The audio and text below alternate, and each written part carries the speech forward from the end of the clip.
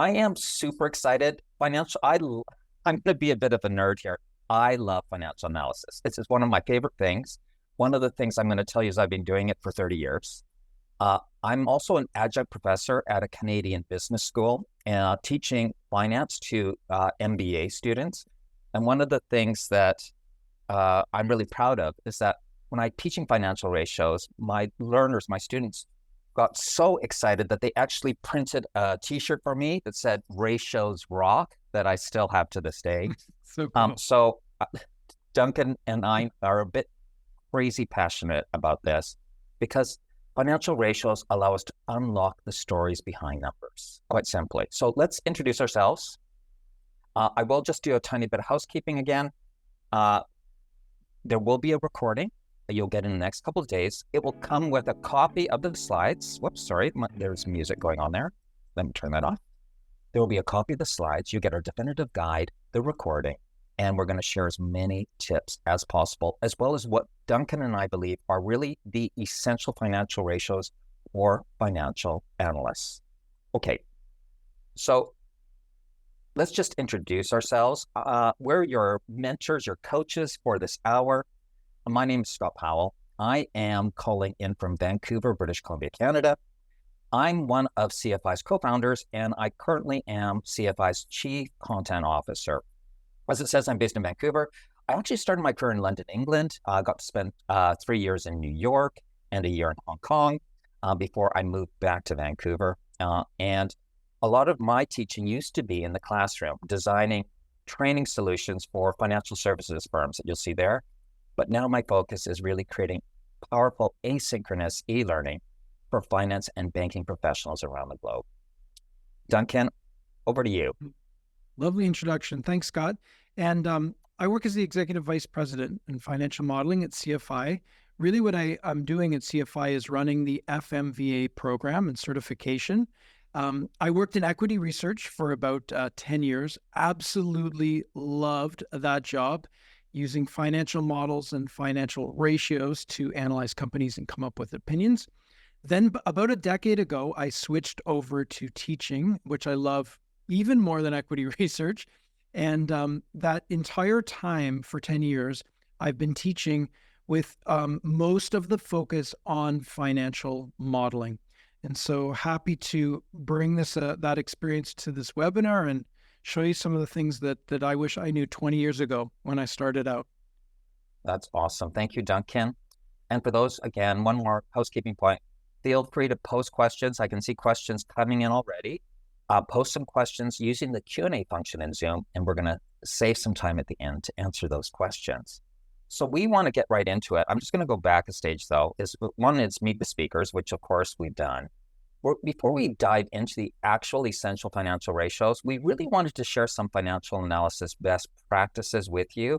These best practices are also captured in our new definitive guide to financial analysis that you'll receive as part of attending this webinar. So again, we're going to do high-level practical tips. I'm going to even show you how your financial analysis should be laid out in Excel. Duncan's going to take us through how do you present your financial analysis, and then we'll go into the key financial ratios, because yes, there are a lot, but being finance practitioners for so long and having taught so much, some ratios tend to be more prominent and used more frequently than others. And we're going to focus on the ones that, for finance and banking professionals, those type of folks, which ones do they really rely on? Of course, then we'll do our Q&A. Okay. So this is really practical tips. And Duncan has kindly allowed me to start. And then partway through, I'm going to pass over to Duncan to complete this section of our morning, evening, afternoon webinar, again, depending where you're dialing in from. Okay, so we believe there are a lot of tips, but what we've done is we kind of whittled it down to 5 critical tips. I'm going to do the first 2, and then I'm going to hand over to Duncan to do the final 3. The first thing in financial analysis, and I'm hoping you know this anyway, is financial analysis is only good if you have a large data set. So the message I've been sharing with learners for the last 30 years is please don't do financial analysis unless you have a minimum of 5 years.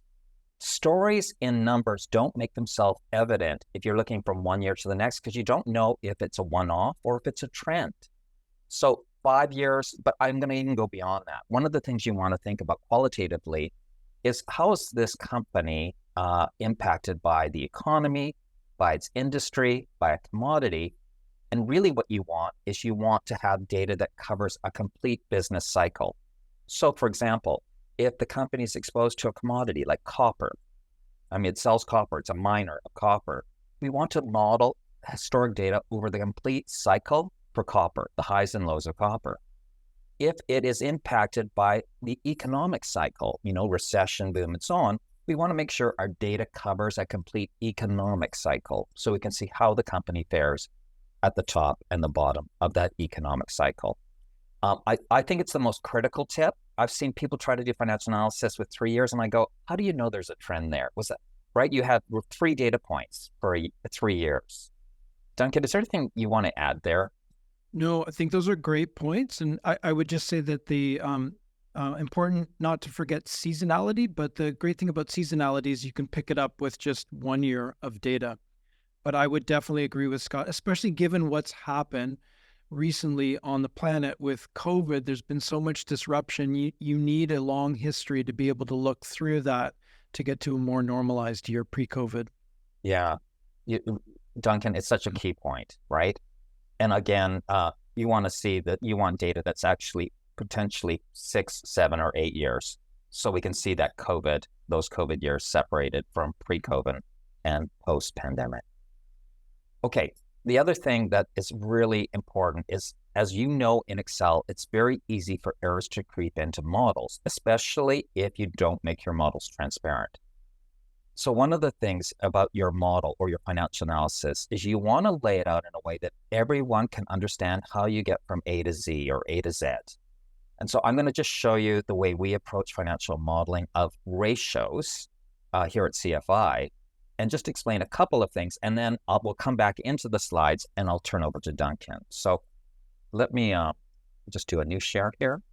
Okay, so there's some things that are cosmetic, but we also believe that any robust model needs to be presented in a professional way, because you might have the right information, but presenting it in a non-professional way is going to undermine the message and the story and the confidence in the model.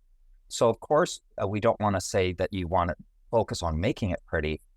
You need to make sure, first of all, the calculations are correct, but it will enhance your model and the professionalism of the model if you actually lay it out in a professional way. So here at CFI, we always have a cover page.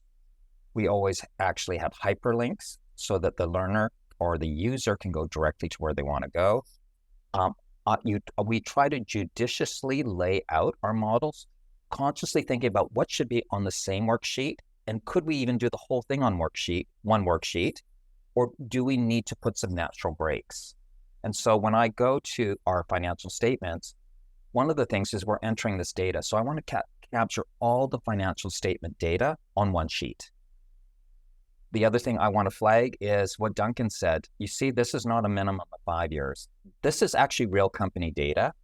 We've just made it generic for teaching purposes. So I've looked at 8 years of data because this data, it has COVID in the middle of it.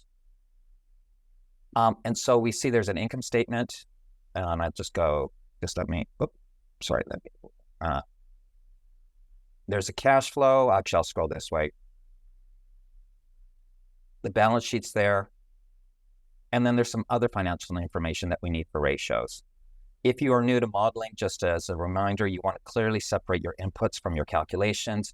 At CFI and at many finance and banking organizations and institutions, they use the same format. Black is for calculations or formulas, blue is for input. So we've captured all the financial information on one page.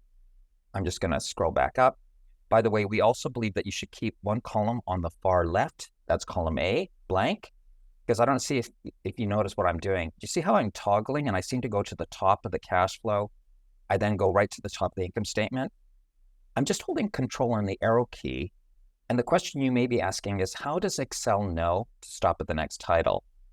Well, it's a cool little trick that Jeff, Duncan, and I all use. All you do is put a little space in the cell where you want to stop.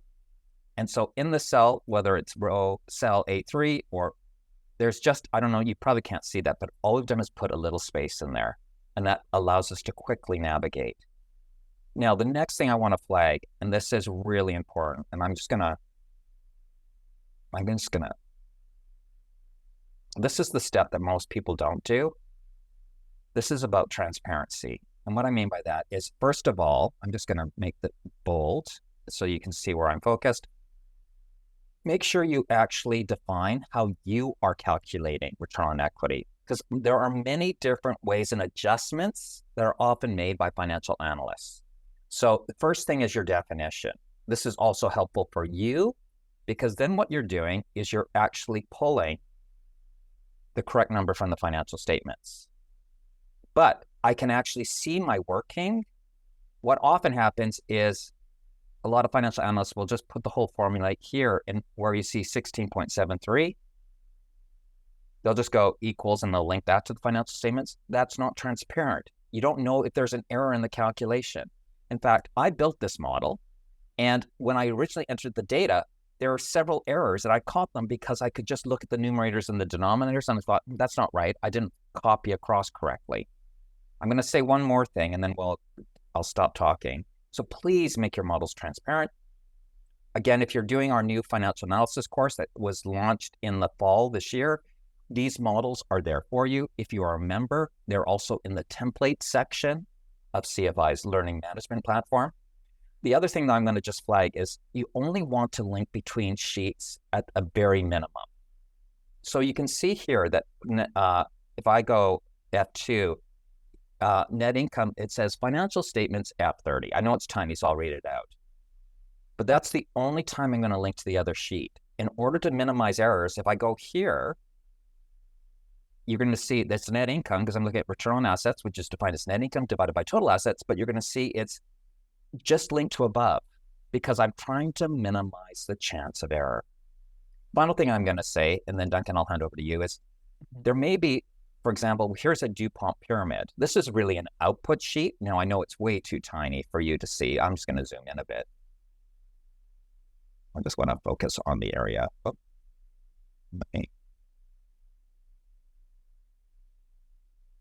Okay. Oh, I don't know why it's grayed out there now, but you can see the return on equity. You can see the drivers. We'll talk about the DuPont pyramid earlier this morning. So this is an output sheet. We want to keep it separate, and I don't know why it's gone gray there. So if you hit page down and then page up again, that might go away. Thank you. Yeah. Perfect, Duncan. No problem. Now, I've done a lot of talking. Duncan, is there anything else in the way we've laid out this model that I missed? I think I've got most things. I think that was great, but just for everyone that's listening in, a lot of the things that Scott mentioned about model design and they're in our modeling guidelines document, which is a document we could also send along to you. Almost 100 pages, and it goes through things like Scott mentioned, for instance, minimizing worksheet links from one worksheet to another, alignment of columns in your models, and also creating a navigational column on the left, which can help you go up and down through a really large vertical stack. So those types of tips and like many, many more are in that guide. So what we want to talk about here is the need to identify peer groups. Might sound easy, to find the peers for a certain company, but it's actually a lot harder than it looks. And sometimes actually that can be one of the most difficult parts of doing relative analysis is coming up with that peer group. Sometimes it's not always obvious who the peers are. And sometimes you can actually find a great peer, which is not one that you would have thought of right off the bat. We're going to have a couple of tips actually on the next slide that's going to show you help to define a peer group. Now, the next section here, I guess the fourth sort of bullet on this page, is the idea of sometimes you need to make adjustments to your figures, okay? And if it's absolutely necessary, by all means, you should do it, but we should always be striving to keep the adjustments to a minimum if possible. Why?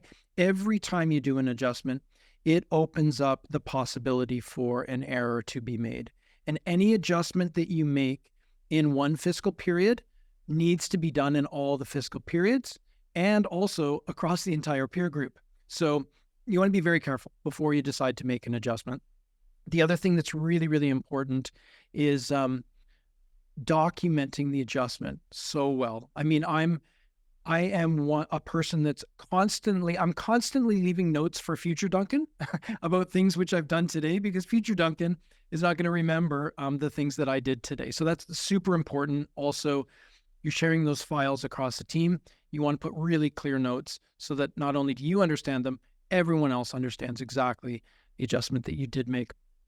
And finally, we want to talk about this. The last bullet over on the right-hand side is the idea that if you speak to academic practitioners, they're going to tell you or advise you that you should be using averages, okay? And academically, it's true, that is more sound, but we can confidently tell you that in practice, what usually gets used is the ending balances. Why? They're readily available on the company's balance sheet, and you can pull them together really quickly. And also, calculating averages introduces yet another small opportunity to make an error as well. So that's really what gets done in practices, is using ending balances. Okay, so I guess on the next slide here, we talk about the idea of how do you go about finding your peer group? And there's really two main categories that you can look at.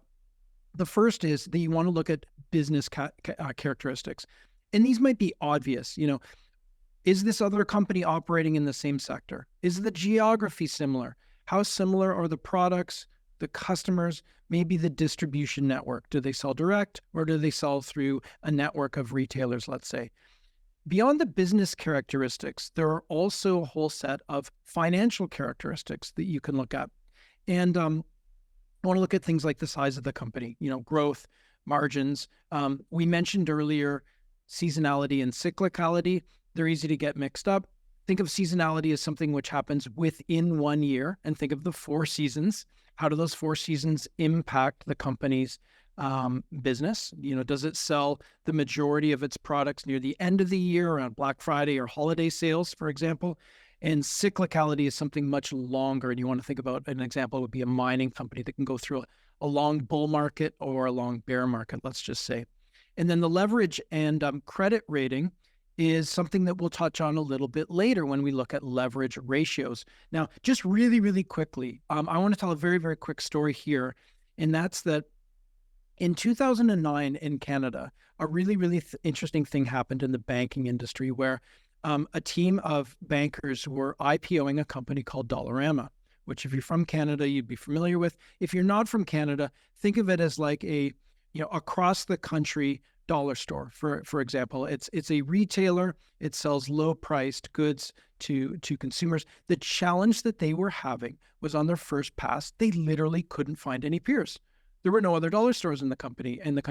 And if they looked at other discount retailers, they found some, but they were a part of much larger US conglomerates. So there weren't peers on first pass. They ended up finding a great peer that you wouldn't have thought of, and that was Tim Hortons. And for those of you not in Canada, what is Tim Hortons? Well, it's an outlet across the country that sells essentially coffee and donuts and sandwiches. Okay, but why was it similar?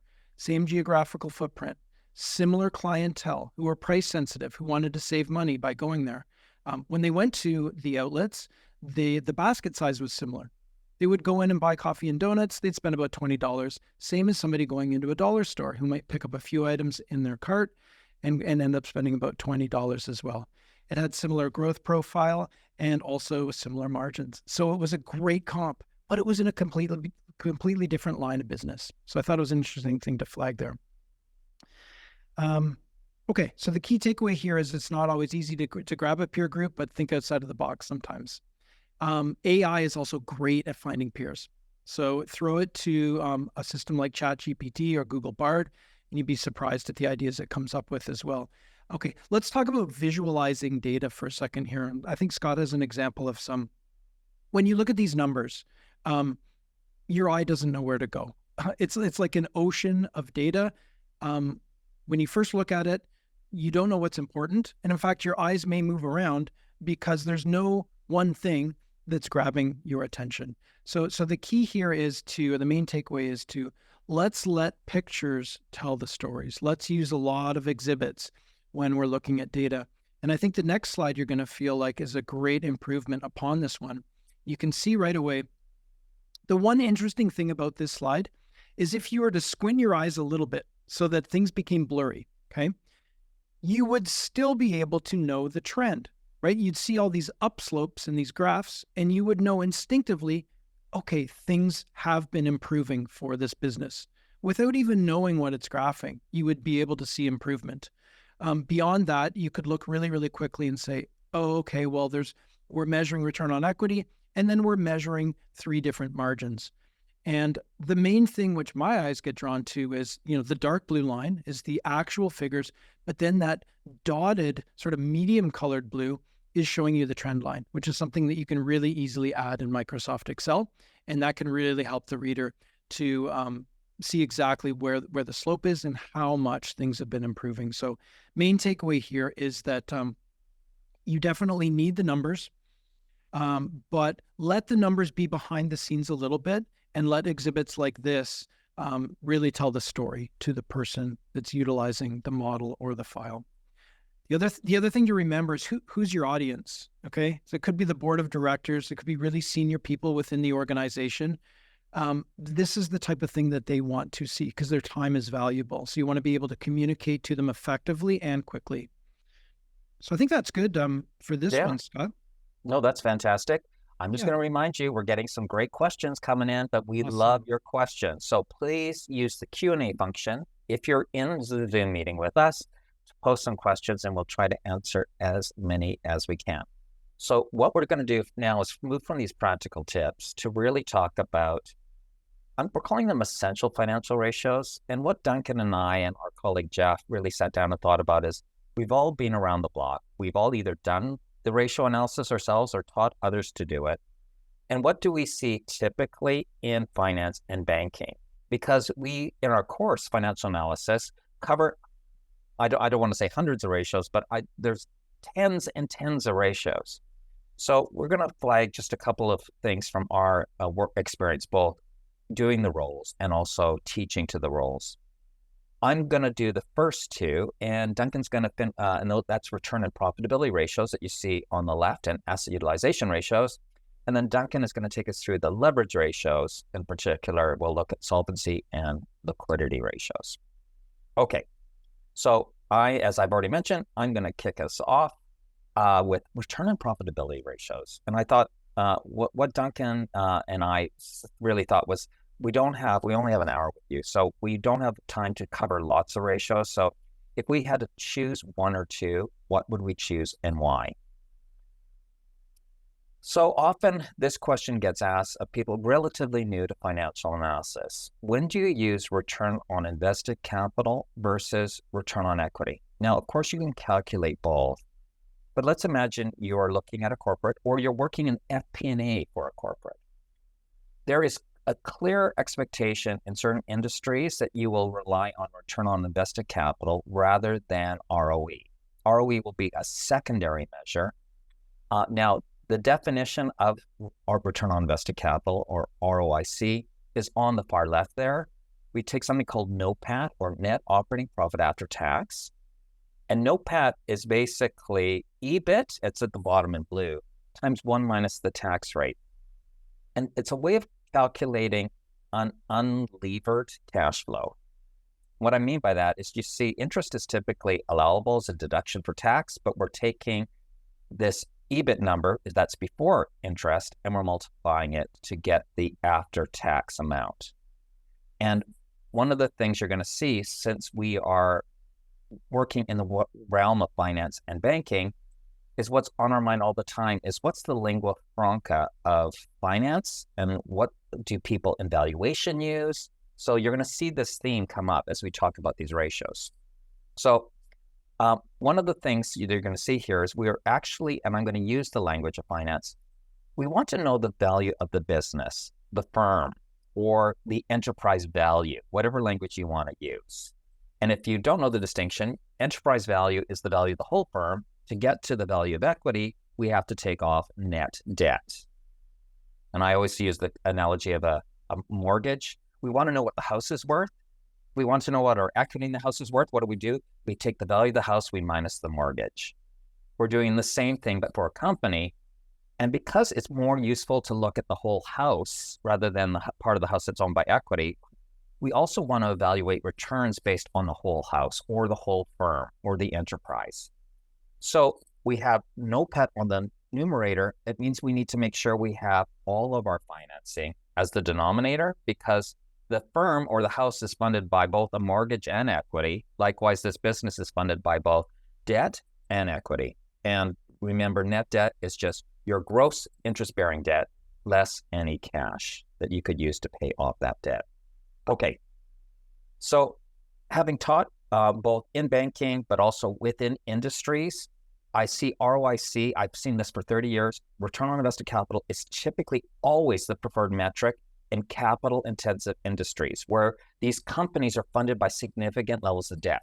So if you're in oil and gas, you're analyzing a mining company, you're looking at a large-scale manufacturing firm, you're going to see that the metric that creates the most value for management is not ROE first, but it's ROIC. And I can tell you this so many times. I mean, I've worked with Huntsman, I've worked with Dow Chemicals, I've worked with, I mean, I could keep going.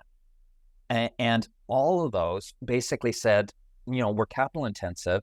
We want to know the value of the entire business. And there's some extra benefits to using ROIC. You see, Duncan, I get way too passionate about this. I'm such a nerd. It relates to this. I've also done this way too long, but I love it. Okay. So another way to think about it is this ROIC metric is going to be preferred wherever you know that the enterprise value and the equity value diverge. And we know the only reason they diverge is because there has to be a significant chunk of net debt. You're going to see on the next slide, if equity value and enterprise value aren't any different, you know, there's no debt funding, I'm going to tell you don't use ROIC. You're going to just use ROE. But where firm value and equity value are very different, we are going to aim for ROIC. It is analogous, which is great, to enterprise value. So it's the most aligned to what we do in valuation, which is we want to value the firm, and then we back out the value of the equity, as many of you know. And it can be used to identify value creation in conjunction with WACC. And people don't always get this point. WACC is the required return that a company needs to deliver, the minimum required return, given the risk that stakeholders are taking on. ROIC is the actual return.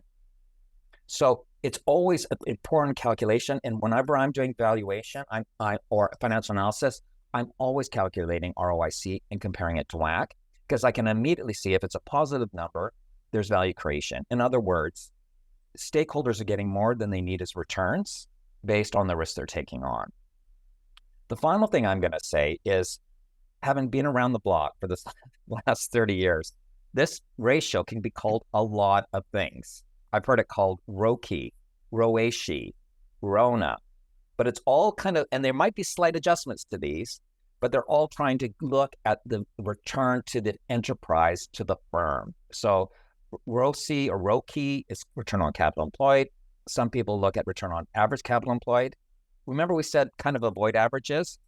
The challenge for large capital asset intensive businesses is that could be very volatile year to year, especially if they're doing some huge CapEx.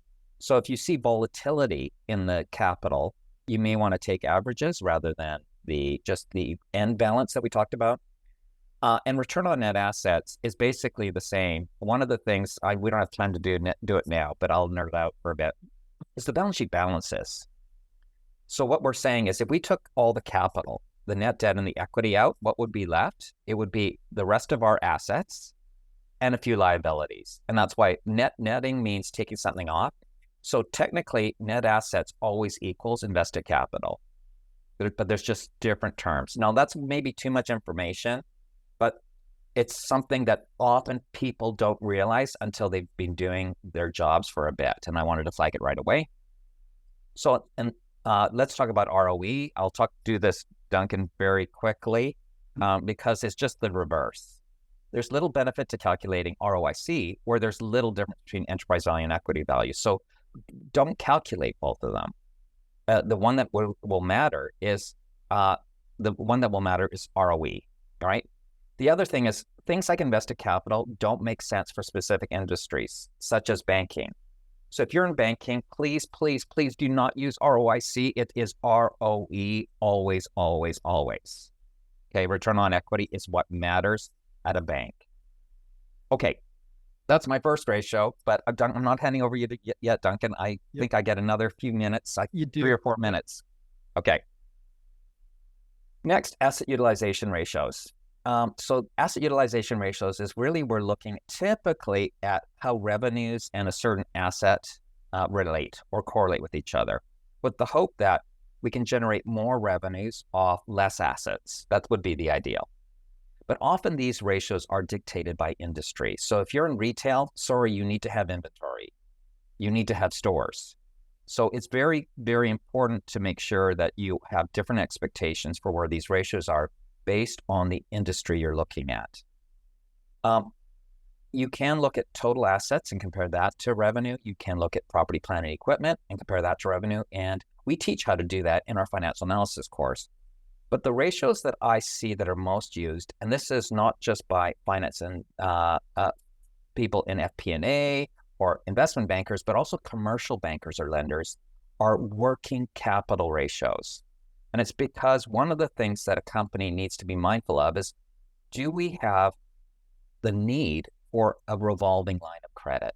And revolving lines of credit are funds from banks that are meant to fund working capital. And we can use ratios to determine whether a company would benefit from a line of credit. So just to give you a quick example, and the key thing here is to combine your working capital days ratios. That's where the story comes. So we're going to use the accounts receivable days, we're going to look at inventory days, and we're going to look at accounts payable days or AP days. So let's imagine a scenario where a company we're calling it day 0, buys inventory, but the supplier, the vendor, gives the company 30 days credit. But on day 30, they still hold the inventory.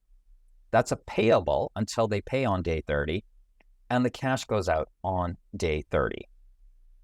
Now, let's just imagine that the company needs to hold that inventory for another 30 days before it sells those goods. So really, it's holding that inventory for 60 days. Next, let's just say that the customer also gets credit. The company sells to its customers and gives 30 days credit. So although the company sold the goods on day 60, they're not getting payment until day 90. That's when the cash comes in. And between day 60 and 90, we have a receivable. So you can do the math.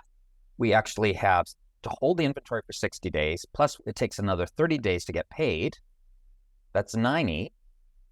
But we also got 30 days credit from our supplier, which therefore is netted off, and we get 60.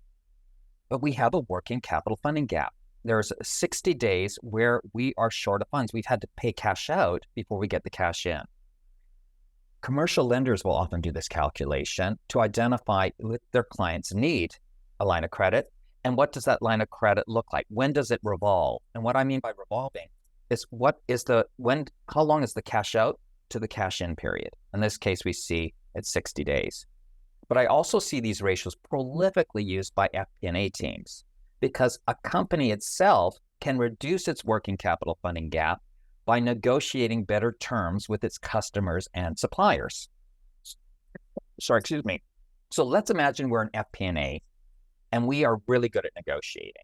So we're going to try to reduce our funding gap because that means less interest, less line of credit, and therefore more profitability. And let's say that the FP&A team negotiates with its suppliers extended credit terms from 30 days to 45, and at the same time negotiates with customers that they only get 15 days. Let's see what that would look like. So the company's still buying inventory on day 0, but now it's a payable for 45 days because we don't have to pay for an extra 15 days. So that's when the cash is going to go out. And of course, between day 0 and 45, those are payable days. Next, let's imagine we're still selling the inventory after 60 days. So that hasn't changed. But when we sell inventory, we tell our customers we need payment within 15 days rather than the 90. So now we see 75. So the cash, that's a receivable of 15 days from 60 to 75. That's when the cash goes out. But think about the math. We used to need 60 days of funding.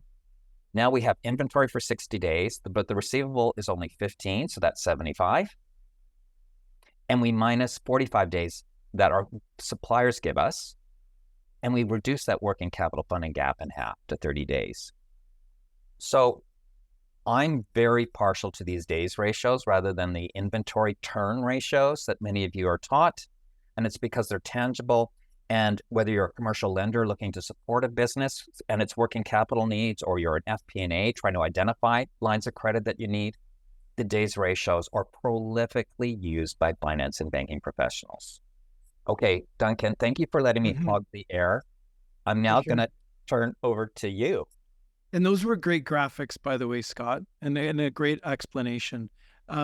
So yeah, we want to talk a little bit about these leverage ratios, which are over on the right-hand side. And we want to start off by looking at what we call solvency ratios. So let's take a peek over into the next slide here. And really what we want to think about when we're looking at these two ratios are very similar. What do you have on the numerator on the top? You have a measurement of the amount of debt. And what do you have on the bottom of these ratios on the denominator? Well, you have EBITDA, which is really a proxy for cash flow. So we're really measuring on the top the nominal amount of debt that the company has. And on the bottom, when we measure cash flow, we're really measuring their ability to service that debt. And so instinctively, everyone in the audience would probably think, when we're talking about the amount of debt, instinctively, you probably think about a nominal amount, okay? So let's talk about nominal amounts. Let's pretend, looking at the left-hand side, debt to EBITDA, let's pretend the company has $100 million of EBITDA, okay? And let's pretend that they have $400 million of debt, okay? Well, once you divide 400 by 100, you get to a ratio of 4 times, okay? And although we often instinctively think of debt in terms of nominal amounts, like the 400 million that I mentioned, you want to really be thinking about debt in terms of multiples. Okay, so it's the multiple that's important. And the multiple being, in this case, using the example we used, is 4 times. Okay, so that, because then you can transfer that multiple to companies of different sizes. If we then encountered a company which only had, $10 million of EBITDA, then we could quickly grab that 4 times multiple, and instantly we would know we would be comfortable lending about $40 million to that company. So these metrics get used quite often in the lending environment. What I will also say is that these multiples, for example, of 4 times, they get used often to set financial covenants. Okay. And what are covenants? Well, covenants are just rules that lenders set. When you're lending money in the form of debt, your return is obviously capped. So what do you want to do? You want to also cap your risk. And how do you limit your risk or cap your risk? You put rules in place, and we call those covenants. So often what the lenders will say is they'll say, well, we will lend you up to 4 times in terms of debt to EBITDA, but we're also going to put a covenant in place so that that leverage ratio must be less than 4 times. So what does that mean to the company? The company would have to then make sure that its EBITDA is always over $100 million, or they're going to breach a covenant. So that's the main takeaway here, really, is that you're comparing on the top the amount of debt to on the bottom a measure of cash flow or the company's ability to service the debt. So we could maybe transition to the next one, Scott, and keeping in mind that these leverage ratios, or the amount of leverage, again, getting used to that idea, instead of thinking about leverage in nominal amounts like $400 million of debt, let's think about the multiple. And so you can see here, if you're looking at those, the tallest bars in this graph we're showing you, which is Europe and North America, we can see leverage multiples of roughly 4 times, okay? And this is typically the way that this particular example from S&P, it's the way that they would measure leverage. You can also see in those last 3 years, it's also the way that they're forecasting leverage into the future. So a company with 4 times debt to EBITDA may have a valuation of 10 times. So what does that mean? If the leverage is 4 times and the total valuation is 10 times, it means that there's 40% debt in the capital structure. Or you might come across the term loan to value. So the loan to value would be 40%. Using Scott's analogy of a house, that would then mean the mortgage is 40% and the amount of equity that they have is 60% in that example. Perfect. So we could take a look, Scott, maybe the next one, which is liquidity ratios here. And liquidity ratios, what we're really measuring here is we're measuring the company's ability to service the debt payments. So very, very simplistically, the numerator and the denominator are very similar in that the numerator is a proxy for the company's ability to generate cash flow. And what is the denominator? It's also a measure of cash flow, but it's a measure of the amount of cash the company must pay to the creditors. So you can imagine that you're a lender for one moment. You're expecting to receive that interest expense. That's what you want the company to send you. But you can look at the denominator in order to get comfort as to whether or not they will be able to send you that interest expense payment all the time. Because on the top, we're measuring the company's ability to generate cash. And on the bottom, we're measuring how much cash will they have to pay to their creditors. So instinctively, we would always want that ratio generally to be over 1. What does that mean? The numerator needs to be bigger than the denominator, as you can imagine. There are some businesses where companies can operate successfully with a ratio under 1. We've given the example here of supermarkets, but generally you want it to be over 1. So really this is measuring the amount of payment the company has to make to lenders to how much cash the company generates in order to make that payment. So this is one of the key solvency ratios that we would want to look at. We prefer it generally to the quick ratio or the current ratio as well. Okay. I think that maybe puts us in a nice place, Scott, unless you had anything to add to the discussion right here. No, Duncan, I'm just going to reiterate a point you said, but I just want to reiterate. Do you notice we've talked about EBITDA? Yes. EBITDA is so prolifically used in finance and banking that using ratios that include EBITDA is going to make it easier in your communication with others. I'm just going to go back to... It also ties in so well with your discussion and focus on enterprise value. Yeah, exactly. So S&P doesn't do this because it prefers to do it. It's because the market understands EBITDA and speaks in EBITDA multiples, as Duncan has said, like a valuation might be 10 times EBITDA, as Duncan talked about. So we're not saying the other ratios you can't calculate, but the lingua franca of finance and banking is really EBITDA. And so that's why it's often useful, especially if you're doing other things like valuation, to be looking at ratios like our leverage and solvency ratios or liquidity ratio and solvency ratios using EBITDA metrics. So I just want to reiterate that point. We're getting lots of good questions. We're gonna start our questions in 5 minutes.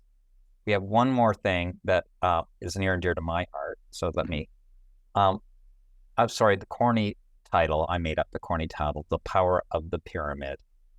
So if you haven't seen the DuPont pyramid, it's really a powerful way, especially if you're trying to unlock what's causing changes in return on equity, to see what happens. And really what we're doing here is we're trying to find, and there's a 5 ratio version. I'm just showing you the 3 ratio version. And I might show you that workbook again, just for a second. If you're not using at least this part of the pyramid, just one step down from ROE, I think you're missing a trick. Now the pyramid can get much bigger, as I showed you in that Excel workbook.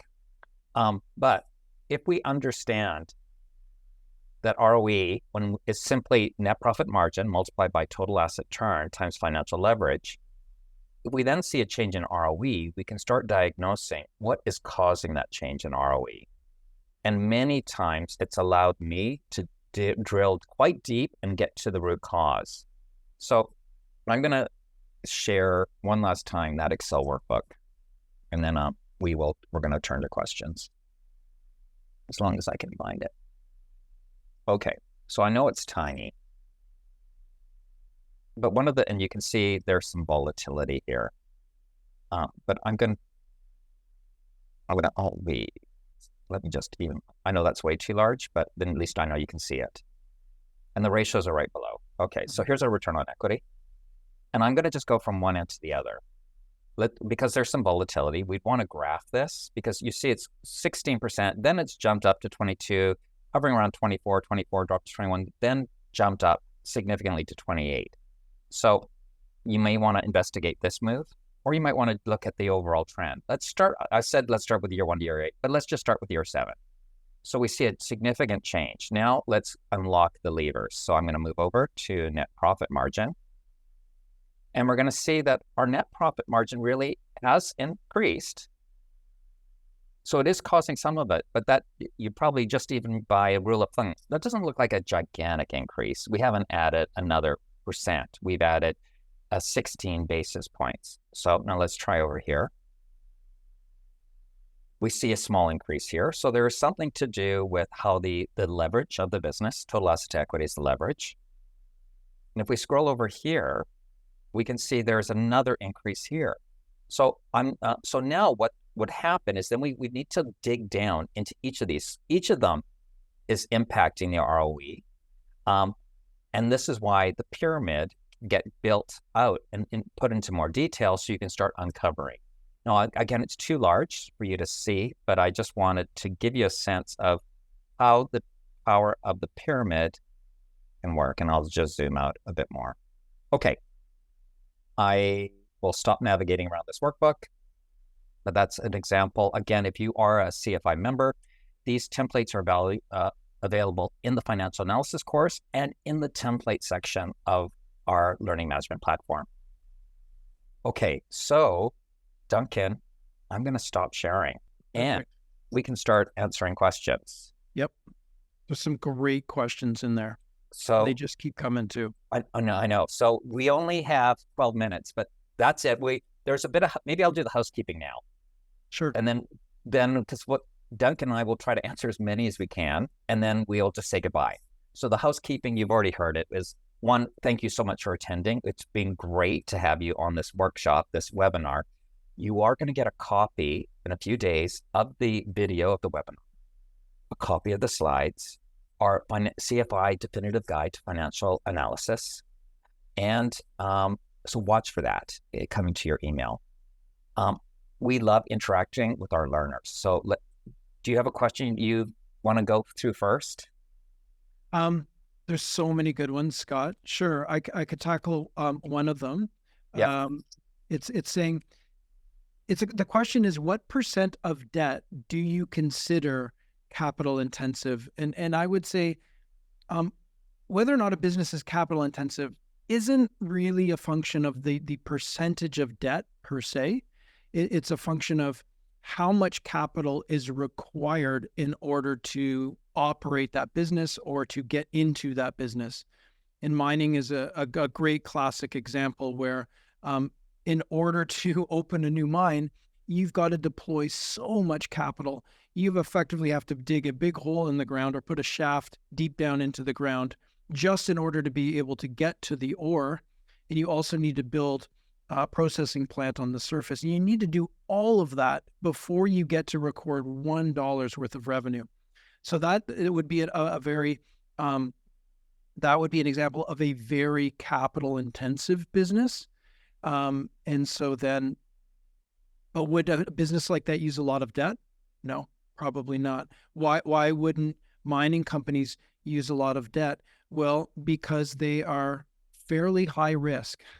They have a lot of commodity risk. If the commodity price moves against them, they wouldn't then be able to service their debt. So generally, lenders would not allow mining companies to use a lot of debt in their capital structure. But great question.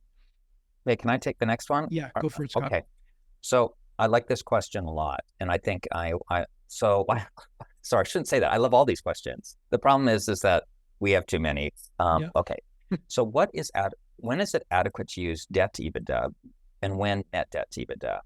I don't use too much net debt to EBITDA as cash is being spent easily by the company, just in very specific cases, and more as a mitigant for certain risk. So great questions. I don't use net debt that often, but so I'm going to talk about what you typically see.